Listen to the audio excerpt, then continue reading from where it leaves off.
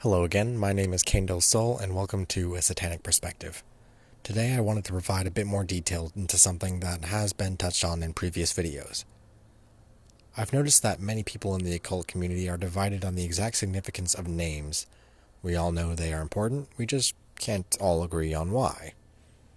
A great example of this is in dealings with and discussions on beings such as Lucifer, Lilith, Azazel, Moloch, and Beelzebub. These names, as we know them, are often considered mistranslations, or at least misinterpretations from a historical perspective. Most associations following that initial misinterpretation come from folk tales, slowly developing a life on their own that is completely separate from the initial meaning, not much different than the telephone game. However, there are a great many practitioners that believe these names still accurately represent specific entities, folktale associations included. One very obvious example of this debate, at least one we haven't touched on in previous videos already, is in Beelzebub. Historically, Beelzebub is a name given to the local god of the Philistine city of Ekron. There are a bunch of thoughts on how specifically it came to be corrupted, but a, shall we say, fun theory is that the scribes purposefully changed the vowels on his name so that it translated not to an honorable title for a god king, but to king of flies, i.e., a big old piece of shit. Yet here we are, several thousand years later, and the Lord of Flies is contacted often by occult practitioners and demonolators, often preceded by, or manifesting as, flies. There are a few ideas as to why this is the case. Some believe that the entity exists, and the stories surrounding them were either misinterpretations themselves, or the authors of said stories tapping into something deeper that they didn't fully understand. Others, of course, say that it's all just psychological.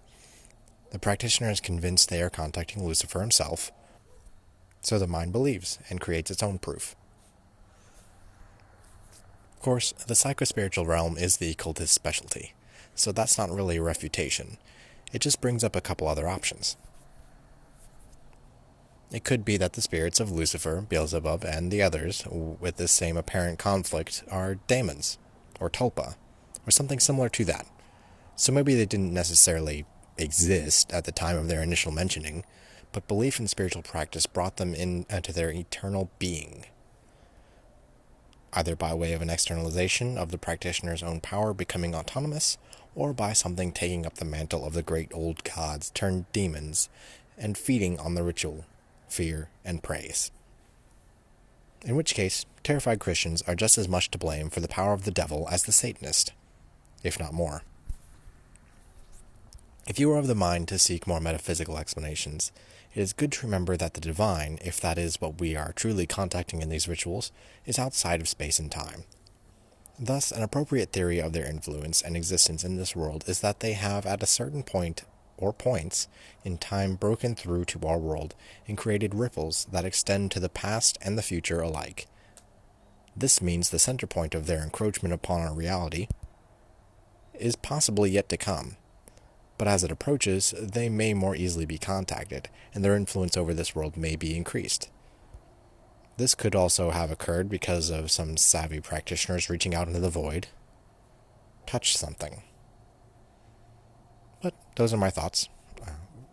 Tried to keep it brief this time, because this is another one that can go very, very deep, and easier to break it up into smaller pieces.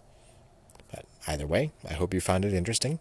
If you have any questions or suggestions for future videos, leave a comment below. You can still get my book, the Codex Aversum, through Aeon Sophia Press. I'll link it down below. And until next time, my name is Kendall Soul. This has been A Satanic Perspective.